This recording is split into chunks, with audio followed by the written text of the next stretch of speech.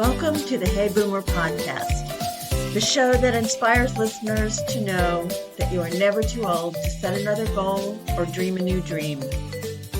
Each week we have extraordinary guests, thought leaders, and active, engaged people who share their insights with us. This week's show is about living and achieving a dream. Larry Jacobson sailed out of San Francisco in the fall of 2001 with the dream of sailing around the world. 6 years later, he sailed back under the Golden Gate Bridge. His story is told in his award-winning book, The Boy Behind the Gate. My name is Wendy Green, and I am your host of Hey Boomer. Hello, Hey Boomer listeners. Today is International Women's Day. I suspect most of you knew that, but did you know that the first gathering for International Women's Day was in 1911? And the point of International Women's Day is to celebrate the achievements of women socially, economically, culturally, and politically. And we have come a long way since 1911, but there's still a long way to go. Did you know that about 33,000 girls a day are forced into child marriages? And that about 132 million girls still cannot attend school? So the theme for International Women's Day is choose to challenge. Challenge the biases that you see around you, the gender biases, the political biases, the racial biases. If we speak up, we can make change. And it says a challenged world is an alert world, and from challenge comes change. So choose to challenge. Our guest today certainly challenged himself with his circumnavigation of the globe in a 50-foot sailboat. And from his personal challenges during his journey, he learned life lessons about love, about his own resilience, and about the way he views life. He told me that his life really has two sides to it, his life before his trip and his life after his trip. And so from challenge comes change. And we're going to hear about how this circumnavigation of the globe affected Larry's life. I want to tell you that Hey Boomer is planning a spring event. Super excited about this. If you saw our show on forest bathing, which is really being mindfully in nature, we are going to take up to 15 people forest bathing in May. Our date is May 4th with a rain date of May 11th. Look this week for information on the Facebook page so that you can sign up and register to come with us for this amazing experience. And if you would like to receive the Monday morning email with the links to the show, and I know it was a little late this morning, I don't know what happened there, but you will get an email from me on Monday morning with a link to the show on Facebook, YouTube, and LinkedIn, so you can choose to watch from wherever you happen to be. You'll also get a second email with a link to my blog for that week. So go ahead and drop me a notice at wendy@heyboomer.biz, or you can go to the website and simply subscribe. And as usual, I'm going to say comment, comment, comment. Say hi. Hi, Susan. Hi, Anne. Hi, David. This is great having all of you here, and we love to see you, and we love to have your questions. It makes the conversation so much more interesting. And Larry is certainly interesting on his own. So let me bring you in and say, hey, Larry. Hey, Boomer. How are you doing? I'm great. How are you? Doing good. It is Monday morning. I don't know where you got this idea that it should be on Monday mornings. Well, it's Monday morning in California. See, out here on the East Coast, we're already after lunch. That's true. Okay, I'll give you that. And it depends on where you happen to be on the globe, Larry, what time it is. So, but I'm glad you got up for us. Thank you. Absolutely. It was my watch. It was my turn. It was your watch. There you go. So let me tell them about you, okay? Larry had a dream since he was young, to sail around the world. He had a successful career as the CEO of a travel incentive company or an incentive travel company. And he sold that business to live out his dream. So he transitioned from a CEO to a sailor, and he traveled for 6 years to circumnavigate the globe. And of course, I'm sure we are all curious about 6 years. But he wrote a book, and I have to tell you, in fact, I emailed you a couple of times, Larry, as I was reading this book, because it is so well written. I loved this book. It's written from his journals. It's written from emails that he sent back and forth to his people back home. It's written from the captain's log and different notes. I mean, it will keep you engrossed. Y'all should get this book. It's a really great book. I But anyway, totally agree with you. Yeah, it's a You should great just book. end it right there. But you won awards with this book too.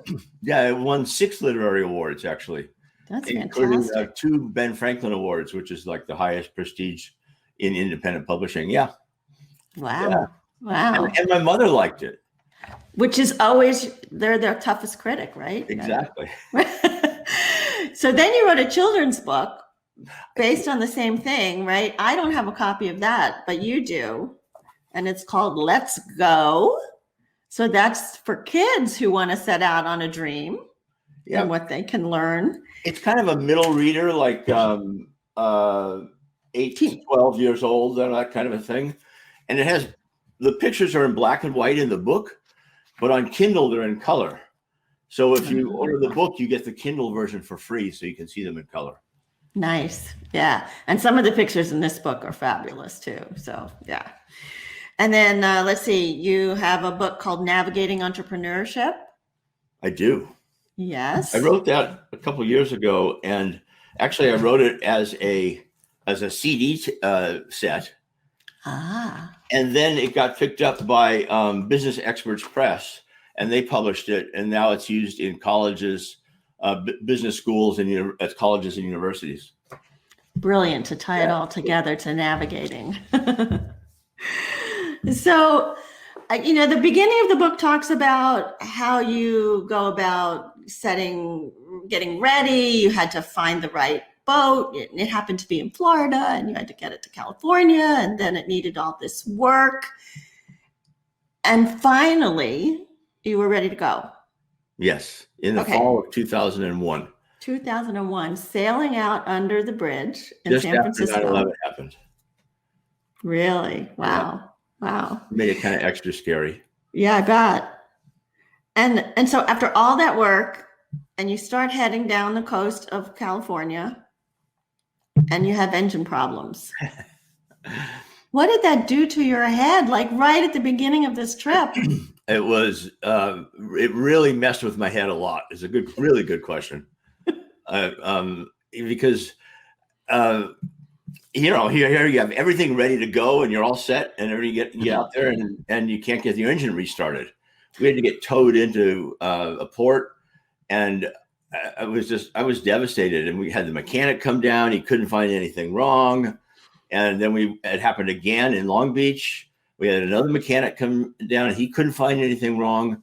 Went to San Diego, had the same issue, all the way until we got to New Zealand.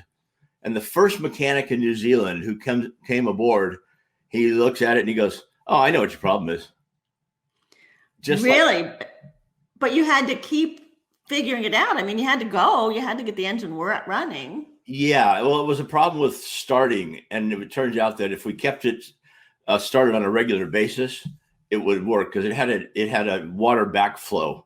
So you wanted to get the water out. And when you let it set for a while, then the water gets in there and it won't start. Anyway, all right, so yeah, I know that's a little more technical than it's what we more want to get technical, yeah. into, right? But And I had no idea about anything technical like that when I left. Right. Yeah, I mean, I was, I cursed myself for not taking auto mechanics like my father wanted me to do. Instead I wanted to be class president. And yeah, it's different. But there were a lot of things that broke all along the way. I mean, constantly. And at one point in Tonga, we lost our autopilot, and I was ready to just pull the plugs on the boat and let it go down. I mean, it was really, really frustrating. And then I met this guy named Biagio from Canada, and he was a steel engineer. Uh-huh. And he had steel on board his boat, a lot of extra. And he and another guy named Lindsay and Patrick, my crew, were down below for 3 days formulating the right parts and everything. And he taught me that everything can be fixed. Everything. Yeah. So Thelma says, who are the we? Who was your crew? That kept changing. Yeah, but who was your crew? So, it was my dream to sail around the world. And it's pretty hard to meet, only about 60 people a year complete a circumnavigation. Wow. So that means that not many people are really in the market for it, really want to do it. That's probably because they're not as crazy as I am. Anyway, my main crew was Ken, who started out as a crew. And then and I had known him for years before that. We had sailed together. And then we became partners during the trip. When we crossed the oceans, so for the most part, it was just the two of us, just Ken and I. And when we crossed the oceans, the Pacific, the Atlantic, and the Indian, we took other crew with us. We took 2 more people. When we crossed the Pacific, we took 3 more. So there were 5. And that's just to help with sleep, going across the ocean. Staying on watch. Right. Yeah. But for the most part, it was Ken and I. And we became like a well-oiled machine. I mean, operating a 50-foot boat out in the middle of the ocean is no easy task, actually, for 2 people. I bet, especially in rough seas. So you learned that sailing was more than just like cruising around in San Francisco Harbor. Well, sailing is sailing is worrying about 2 things. It's worrying about the weather and fixing what's broken on your boat. Mm-hmm. And it's also 30 days pretty much of pure boredom, followed by 30 minutes of sheer terror. That happens every once in a while, and you never know when it's going to come. Wow. So what keeps you going? I mean, there's got to be a lot of joy to it, I would hope. Well, in general, our long-term dreams drive us through short-term obstacles. And so if you maintain, your passion for wanting to do something, it really doesn't matter what stands in your way. You just keep going. And I wanted to do this. I really did. There were a couple of points when I was really, really low, really frustrated. I remember at one point in Singapore, telephoning my mother to chat with her. And in the conversation, I said, I just don't know if I can continue. It's just so difficult. And she gave me a lecture on the phone while I was in Singapore saying, oh, no, you don't. She says, you wanted to go. Now you finish it. You started this. Yeah. Yeah. Well, you do pick up some of that in the book, some of the excitement and the love, and then some of the terror. So what were some of the scariest times that you had? Oh, boy. You want to know the scariest? What was the scariest? Scariest one time, and probably the scariest day of my life, was the day we sailed out the Golden Gate. Really? That was the scariest? Yeah. I mean, I was leaving everything behind, and I was sailing away, and I really did not have the experience to be captain of a boat with 5 people on board going across the Pacific. And I just thought, well, I don't know what's going to happen. But I remember saying to myself, Well, if you're going to be captain, you better start acting like one. Ah. Yeah, it was. So, But anyway, there so were what other did moments. that mean, Larry? How did you start acting like a captain? Taking charge, but also I began, I think, my journey of learning about leadership and knowing, learning that leadership is not being the boss. Being captain is not the boss unless it's a one emergency when it's really, you have to make a decision. But I tried to incorporate my crew in decisions and make us a team, whether we were 2 or whether we were 5. But And yet, sorry, go ahead. no, and yet I've heard you as the captain. I've heard you on some other podcasts where you take complete responsibility for things that happened on that ship. Totally. Oh, There's yeah, and that's where it is like a lot like leadership. Leadership is what I like to the way I look at leadership is it is taking credit for when things go wrong and giving the credit when things go right. So, always praising the crew when they did good things, and when something went wrong, it was my fault. And also the captain, I assigned myself 2 jobs that nobody else really wanted to do. One was going up the mast to work on the rigging, and I liked it, and nobody else wanted to do it. And the second thing is cleaning out the pipes of the toilets. Yeah, I wouldn't want to do that either. But as a leader, you show that you will do any of the jobs, so they have to do their job. Yeah. But you had some pretty scary storms, like the Red Sea and going into Australia. And well, I would say that after leaving the Golden Gate, the next scariest time was in the Red Sea. And we got caught in a storm that the winds built to 60 knots and blew steady for 24 hours. And they built the seas up to this enormous state. They were 30 feet tall. wow. And I know they were 30 feet. And because we measured them, we were down in the trough in between waves.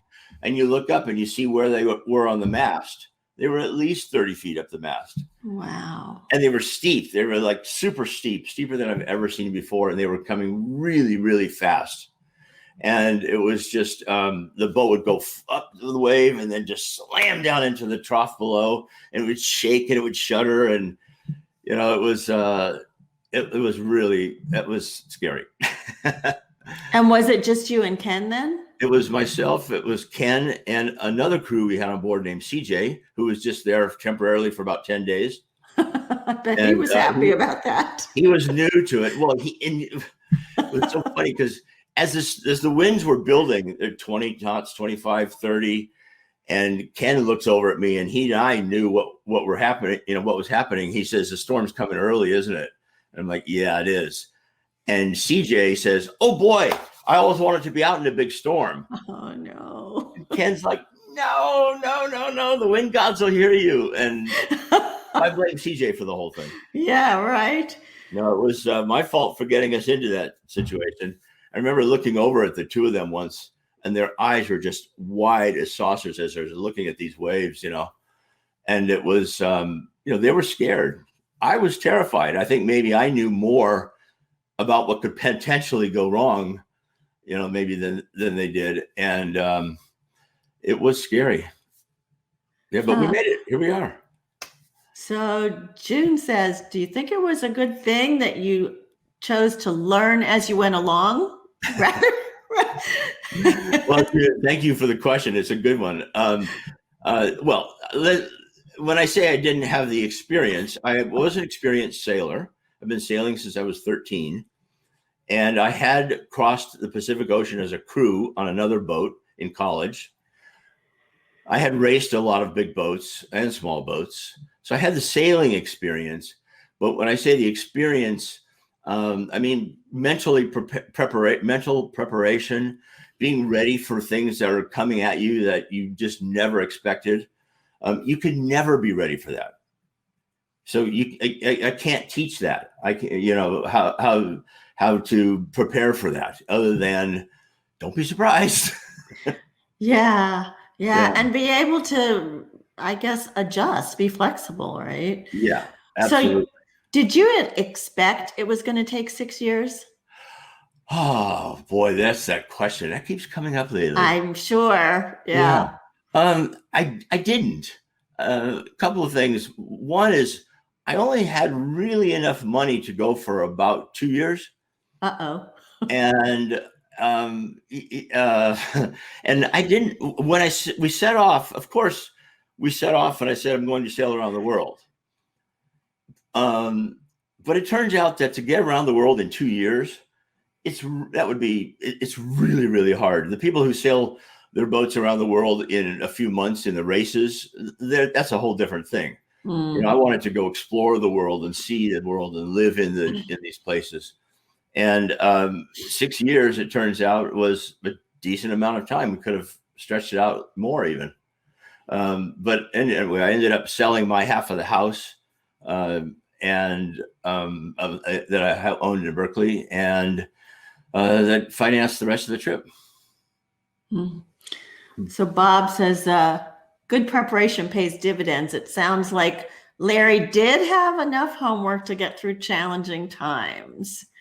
So I mean, I did. I before we left, I ran the crew through training drills and, you know, learning to reef the sails, which is to shorten the sails so they're less horsepower in a storm. And, you know, one of the things that I say about in leadership is training your crew to change sails in the midst of a storm is not good leadership. So you do it beforehand. We got to know the boat as well as we could. Sailed south to Mexico first, to Puerto Vallarta, and that was kind of our shakedown cruise. You know, broke enough things that we could realize that we'd better learn to fix things. Yeah. So Larry, you had an all-gay crew, and go ahead. Well, part of the time. Oh, right. That's right. You had a couple of couples join you. Yes. But during the time where I was going with this was during the time that you were in the Middle Eastern countries. I was reading and I'm thinking, how did you navigate being in those Middle Eastern countries with an all-gay crew? That had to be a little scary. Yeah. Don't forget Jewish for the captain anyway. All right. Well, when we got into the Gulf of Aden, which is right by Oman and Yemen, and that's where Pirate Alley begins. It's 300 miles of the scariest waters anywhere because of pirates. We took down the rainbow flag. We had it up the whole time, but we took it down for that area. We took down the American flag as well, even though it said on the side of the boat, San Francisco. You know, but and we just didn't, you know, we were very, you know, we weren't trying to force the issue. You know, I recognize that there are different beliefs in different parts of the world, and you can't try to change everybody. And while I think there should be complete and total tolerance of gay people, you know, that wasn't the time for me to convince everybody in the Middle East that, you know, that this was the thing to do. So we went up the Red Sea, and then when we popped out the Suez Canal into the Med, and that was after going to Oman, Yemen, Eritrea, Sudan, and Egypt. We came out of the top of the Suez Canal and we turned right and headed for Tel Aviv and put the rainbow flag back up. When we got to Tel Aviv, to Ashkelon, within about, I think the first day, this woman comes walking along the dock and she points to the rainbow flag and she says, "Me too." Really? Yeah. And that was my friend Iris and in Tel Aviv. And we've been friends with her and her partner Neva for years now. That's great. I was wondering about that. Like all the people that you met on this trip and that actually crewed with you for some of the time, are you still in touch with some of them? Yes, all of them. Really? Yeah, absolutely. I have left a trail of friends all over the world, and some of them are very close and very good friends. And it's really great. It changes your whole picture of the world. Oh, I bet. Yeah. Yeah. So is it something you'd want to do again? Circumnavigate the globe? I'm going to use Ken's line here. Okay. When he's asked that question, he says, "If I hadn't done it," but doing it again, I don't think so. It's a pretty exclusive club, though. It is. It is. But I'm doing it again. No, I don't think so. I mean, I've pretty much visited. I think we went to all the countries we wanted to, and that was 40. That was a good number. Did you have a favorite? Or is there any place you want to go back to? Well, my heart is in New Zealand. But I lived in New Zealand for 2 years in 1977 and 78. And then when we went back to New Zealand, I saw my old friends there, and I met new friends, and I feel very at home there. And it's beautiful. It's doesn't have it's not like Italy for food, for example. No gelato. So it depends what you're looking for, Yeah. So, Donna, good question. Have you met others who have circumnavigated the globe that were not on your crew? Other people? Other sailors that have. Oh, absolutely.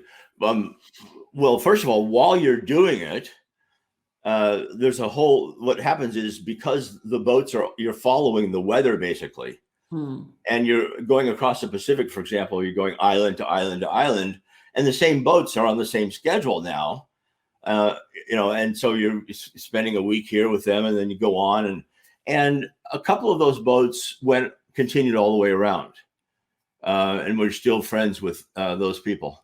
Yeah. It's a pretty exclusive club. Now, you learned about love and relationships on a very small boat. What were some of the positives and challenges of that? Well, Ken and I were together for 6 years on the boat, and we count on a boat each year is a dog year. That's 42 years right there. Oh my gosh. As I said, we became a well-oiled machine. We were not only we were partners, we really liked each other, we loved each other, and we were supportive of each other. For example, every once in a while, regardless of whether you're the captain or the crew, you're going to have a breakdown. I mean, a mental breakdown. I mean, you just do. You just can't take the pressure is just overwhelming sometimes. And we always said, it's okay if we have breakdowns, but not at the same time. Right. So if he was upset about something, I had to hold it together, and vice versa. You learn everything about that person. You know them so well. And we learned that in spite of even some differences, how to get along, because you don't have any choice. I remember actually one time crossing the Pacific, there was a disagreement between two crew members, and they were having a shouting match. I put them both into my cabin, closed the door, and I said, "Don't come out until you're friends again." And I mean, that's, and it worked. It did work. Oh yeah. Yeah. Because where are they going to go? Well, it could have been a long time in your cabin. Yeah. But what about once you got into a harbor? Did you guys take some time to yourselves? Oh, you mean apart from each other? Yeah. Rarely. Really? Yeah. I mean, you're talking about Ken and I, and we were pretty much together the whole time. I mean, I think, yeah, we were in sync. We really were. We spent a lot of time in ports, but most of that time was spent fixing gear and planning the next, voyage and that. It took 2 years to cross the Pacific for us. 2 years to cross the Pacific. Yeah, because you go for 6 months, and then when hurricane season comes, you have to get out of hurricane season either by sailing north or south. So then we sailed south to New Zealand, and then we were there in New Zealand for 8 months, and then we sailed back up into the Pacific, and we were there for a few months, and then back down to Australia, where we were another 8 or 9 months, I think, and then up towards Indonesia and Southeast Asia. So how did you so here you are in New Zealand for 8 months. Did you have work? How did you survive just sitting around for 8 months? Yeah, we didn't sit around much. If we weren't working on the boat, we toured. We tried to go see wherever we were. Okay. And we, in New Zealand, I bought a car because we were there for so long and stayed there. And we didn't work per se. I mean, we were pretty much living off of my earnings.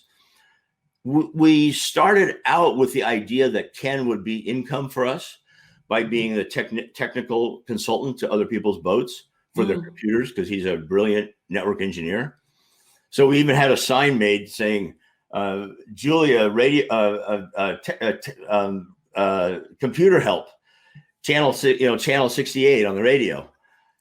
But when we went to put it up, it just felt funny that we were going to charge our fellow cruisers. And we ended up, Ken would just go over and help everybody. And I just made sure that they gave him enough to eat and drink. And he was happy with that. But it seems like that was in return, because a lot of people helped you with things on your boat too. So exactly. And so we couldn't charge anybody. It just isn't done. That kind of community, close knit group of people. Someone will call and say, "Do you have such and such a part?" And you say, "Yes, I do." And they go, "Well, here, you can have it." It's not like, it's just family. It becomes really close family. That's what it felt like. And then it felt like at the end, you were ready to be done. Yes, we both were. And when you read through the book, you see that the book kind of accelerates towards like the last quarter or third of it. And that's to reflect actually how we were feeling and how the trip was going. We had enough. I mean, there's only so much beauty you can take, and only so many, another beautiful beach. And okay, that's great. And Ken wanted to get on with his career. He took a break from work. I didn't know what I was going to do, but he wanted to get back. And I was very happy with coming back. My mother was getting older, and I wanted to see her before she passed. And I wanted to get the book out before she passed. So 6 years turned out to be just about the right amount. Yeah. So you got back, and what did you do? What have you been doing since when did you get back? I kneeled down, and as is customary, I kissed the dock. And I said, "Everything is for sale." So you sold the boat right away? I sold it that year in 2007, which was very lucky because nobody was buying boats at that time because of the crash. And, we didn't know. We sailed right back into the crash. We didn't know what was going on. Yeah. Then I started thinking, putting the book together. And I started with 2,000 pages of notes, diaries, logbooks, emails, and everything. And, so it was quite a job to narrow it down into an interesting story, You did a great job. Thank you. Yeah. Thank you. I think what makes it different, what makes it stand out from other sailing books is, while there's, information and descriptions of beautiful places in the book, it is more a deep dive into my head and into Ken's head and into, how we're all feeling about doing this. And I think that's what makes it interesting. I think so too. And so that leads me into that final question of, you were searching for something when you left. Besides just, I have this dream of traveling around the world. You were searching for something. And so the question is, what did you find on this 6-year journey? Well, I was, boy. Good I question. know. Had to hit you with the hard one. In Bali. The main thing is I wanted to fulfill my dream. My dream of sailing around the world. And that, I think what that gave me, I didn't really know what I was looking for, but what it gave me was an incredible sense of achievement and confidence that I can do anything, and that anybody can really do anything, because I don't really think I'm more special than anybody else. You know, I realized how to do it. I mean, how that you have to have, you know, the persistence and passion, and, you know, and tenacity, and you've got to stick with your course and stick with your dream and all that. I don't know. I was looking to live large, you know, to make this achievement, and I got it. I did it. I mean, it's when we sailed back underneath the Golden Gate Bridge, after the, you know, the day that we had announced that we were coming back in. I mean, even Ken cried as we went under the bridge, and he didn't cry for anything. No, you're the sensitive one. I'm the sensitive one, yeah. But we cried. And I know I haven't made you cry yet. No Barbara Walters. I know that was close right there. It's you're not cold and being Teflon. I can do it. No. Tell us about love, Larry. You had this idea that you shared with me when we talked last week about the importance of love. My viewpoint is, now that the trip is over and I see the value of friendship and of love is above everything else. There's nothing more important. And I think I realized that when Ken left in Tahiti, and I was just devastated for months and months. And we got to New Zealand, and he, as you know from the book, he came back, and there was this, you know, very emotional passage, which if I read it to you right now, I'd break into tears. I couldn't, you know. But, you know, you realize that love is it's more than just kind of like loving the person. It's a support of people. And I realized how much I like people, and I like being social, and I like being around my friends, and that's more important than anything else to me. Mm-hmm. And you know, the other thing that I would say that I learned from the trip is, well, before going, the trip was, for me, it was to achieve my dream. And now that I've achieved that dream, which is, you know, amazing that I've done that, you know, I was kind of searching for, well, what's next? What's my next dream? Right.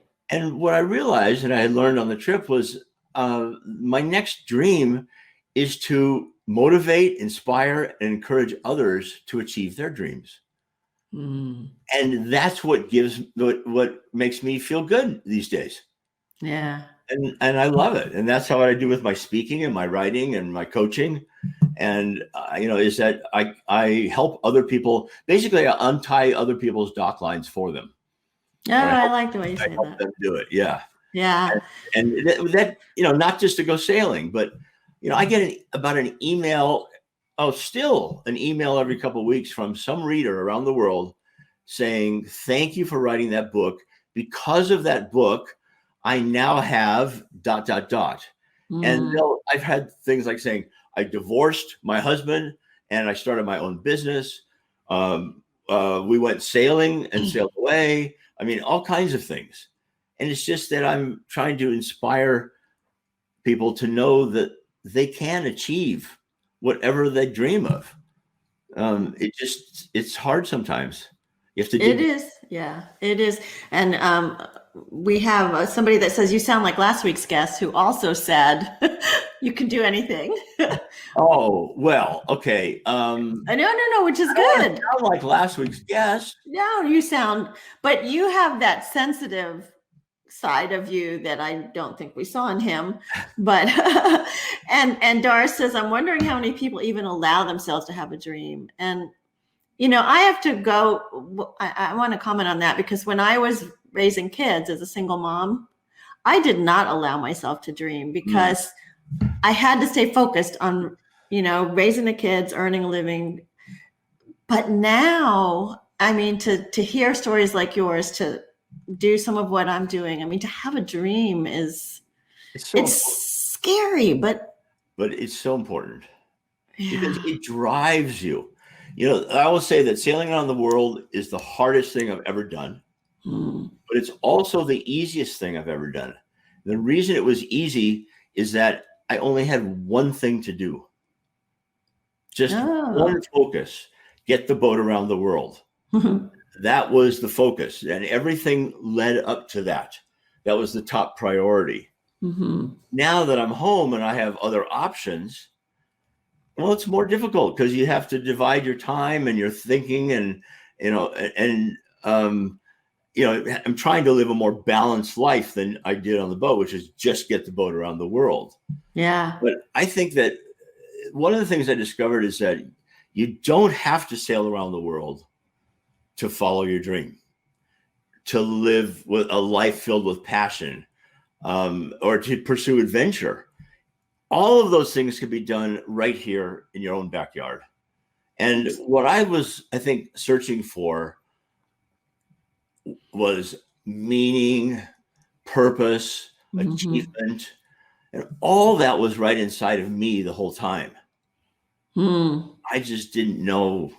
I just didn't see it. You just had to take that journey to see it. Yeah, it was an expensive way to learn that. Yeah. But that's important, Larry, because it is inside of us. We take ourselves wherever we go, don't we? Absolutely. Absolutely. And it's just the experiences that taught me those things. The people that we met who were the friendliest and the most generous in the world were the poorest. It's just amazing things that you learn by stepping out of your comfort zone. Yeah. And I think that, what's the number one obstacle to achieving our dreams? Our own fear. And to the person who asked, that saying about it, asking about dreams, well, it's the good things that we already have in our lives. It's our status quo. It's our comfort zone. And when we're in that zone, we tend not to try to break out of it and try not to have that dream, because that would just disrupt everything. Yeah. Which it does. It certainly did for you, didn't it? Yeah. Yeah. That's okay. I wouldn't trade it for anything. Yeah. And so you're working on a new book now, right? I am. Actually, do you want to tell us? Two books. Yeah, at the same time. I don't know what got into me. But it's COVID. You're isolated. Yeah, right. The first one is a book about it's observations of life and a kind of wisdom type sayings that I've made up over the years. Some friends call them Larryisms. But they're all mine except for one, which is my mother's. Yeah, and it's the most important of all. And she said, accept or reject, don't tolerate. Ooh. Yeah. That's a good one. That's your life everywhere. Yeah. Okay, so the accept or reject, don't tolerate. Okay. And I learned to live by that, and it really makes a difference in my life. Yeah. The second book I'm writing is it's a fiction novel based on truth in society, of what's going on in our society. And it's about an aging gay man who is running out of money, and his Social Security does not cut it to support him. And he's got a few things happening to his body, and he's realizing that he's going to run out of money pretty soon. And he's also getting sick, and then who's going to take care of him? And he's going to go into a nursing home, and what's he going to do? And so he decides that if his money is going to last 3 years, he'll stretch it to 5. And in 5 years, he'll check out on his own by doing it himself. Yes. Yeah. And it's a story of it's his discussions with friends, and about the pros and cons of why he should do that, and the lack of social support in our society for seniors, and how ageism is so prevalent in job hunts. And so he decides that he's going to do it in 5 years. And a week before he's supposed to do it, he has a party to say goodbye to his friends. And so he's had all these discussions and everything, and you're just reading it through, and you just, oh, well, goodbye, Bernie. I guess he's going to go. And then at the party, something happens. Oh, boy. I want to read that. Yeah, and it's going to be a telling statement about ageism in America, and about the extra challenges of being gay and growing old while you're single and no kids and everything. And I'm hoping that it's going to be a hit. Will you let us know when it's available so I can put it on the Hey Boomer page? Absolutely. That would be awesome. Yeah, that's going to be good. I'm an author should never say this, but I'm hoping to publish by the fall. Okay. But that could have just jinxed the whole thing, I mean, yeah, we'll be looking forward to that. Please let me know, and I will share it out with. It's going to be called Gay and Gray. Gay and Gray. There you go. Just like me. Sounds good. Several people are commenting that your mother was great comment. Accept or reject, don't tolerate. Yeah, she was a great lady. She taught me a lot about that, about tenacity, about finishing things. And she was a brilliant woman, and very motivating and inspiring. I remember at one point she says, "Now you turn that boat around and come home and I'll make cookies for you." Mom, when I get home, I want those cookies. I want those cookies. Yeah. When I did get home, we got back into Long Beach. That was pretty amazing. I bet. Yeah. Well, let me let people know how they can find you. Oh, good idea. Yes. So Larry's website, very easy, larryjacobson.com. Very good. And you can, he even gave me permission to give out his email address. Yes, please. So you can email him at larryjacobson.com. Yep. And as you can see, he's one of the nicest guys you're going to meet. So it's true. I'm so glad to have you as a friend. Intercontinental, even though one of these days we're going to meet in person. Yeah, I know. I look forward to that. But I do too. Yeah. And just make a note that on my website, there's a 30-minute movie about the trip, and it's actual footage from our trip. And your TED Talk too is there. And both of my TED Talks are there. So the TED Talks are on the speaker page. On the home page is the movie, and on the author page is the book trailers for both The Boy Behind the Gate and the children's book Let's Go, which is a 1-minute book trailer that's really fun. Okay. All right. So if you like what we are doing on Hey Boomer, you can support us by buying me a cup of coffee. You can do like a one-time $10. If you give $75, you get a free sponsorship mention on the show. So please support what we are doing as we're growing this community. And then I also want to tell people about my guest for next week. Her name is Nancy Board, and Nancy is an international expert in corporate health, well-being, and workplace mental health support. She is also the co-founder and COO of Global Women for Wellbeing, and their mission is empowering healthy female leaders at all levels for a sustainable world. So she sounds interesting. Yeah, she's very tells great stories. Her husband is like this in the Guinness Book of World Records for things. So they're an interesting couple. Yeah. So I think that'll be a great show. I always like to remind my listeners, Larry, at the end of the show by a quote from C.S. Lewis, where he says, "You are never too old to dream another dream or set a new goal." Ooh. So I can't add another quote to that. Would you like to? Then I'd be the last one. Go ahead. There's so many. How about this one? Neither words nor worry affect outcome. Only action does. Mm-hmm. So true. Yeah. Larry, thank you so much for being my guest today. This was so much fun. So much Even fun. for a Monday morning.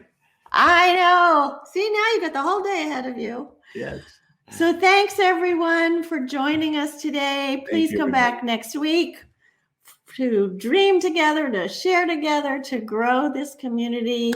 My name is Wendy Green with Larry Jacobson, and this has been Hey Boomer. Thank you. Are you at risk for stroke or cardiovascular disease? Get screened with Lifeline Screening for peace of mind or early detection. Screenings are painless, easy, and non-invasive. Over 700,000 people per year get screened at Lifeline Screening. Click in the show notes for a special offer for Hey Boomer listeners.